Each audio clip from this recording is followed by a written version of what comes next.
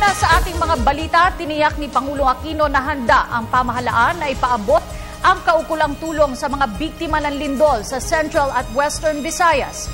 Ito ay para na rin sa pagbabalik normal ng pamumuhay ng mga apektado matapos ang malakas na pagyanig.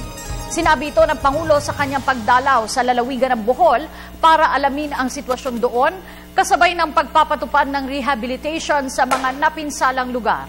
Ang detalye sa ulat ni Rocky Ignacio. Mahigpit na pinatututukan ni Pangulo Aquino sa lahat ng kinaukulang ahensya ng pamahalaan kasama ng local government units na tiyakin ang kapakanan at kaligtasan ng mga naapektuhan ng malakas sa pagyanig ng lindol.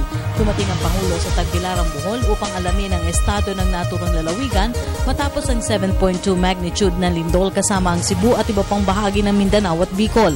Kabilang sa binisita ng Pangulo ang Carlos P. Garcia Gym na pansamantalang tinirahan ng mga nagsilikas na residente.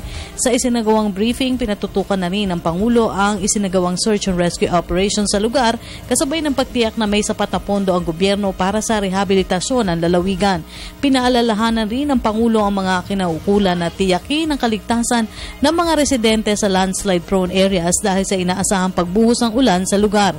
Bagamat iniulat ni PHIVOLCS Director Renato Solitum na wala nang inaasahang panganib ang nararanasang aftershocks, nais pa rin ng Pangulo na matiyak ang kaligtasan ng mga residente bago magsibalik sa kani-kanilang lugar.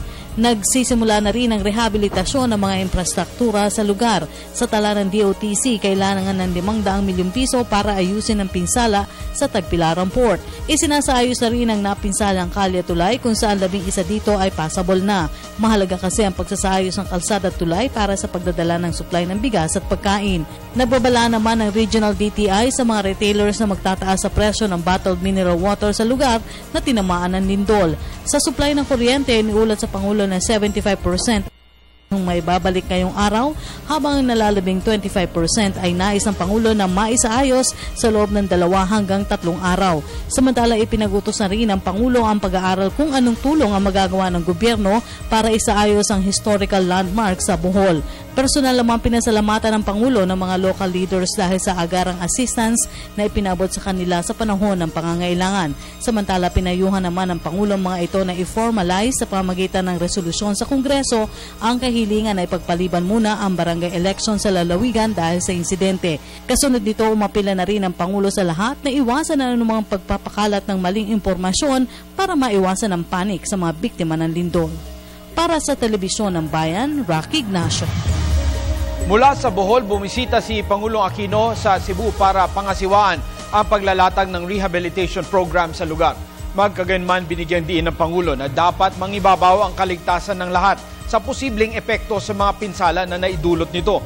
Kabilang na dito ang structural integrity ng mga school buildings at ospital sa lugar. Inatasan na rin ng Pangulo ang mga kinaukulang ahensya na makipag-ugnayan sa local government units ng Cebu para sa pagsasaayos sa mga gusali matapos ang malakas na lindol.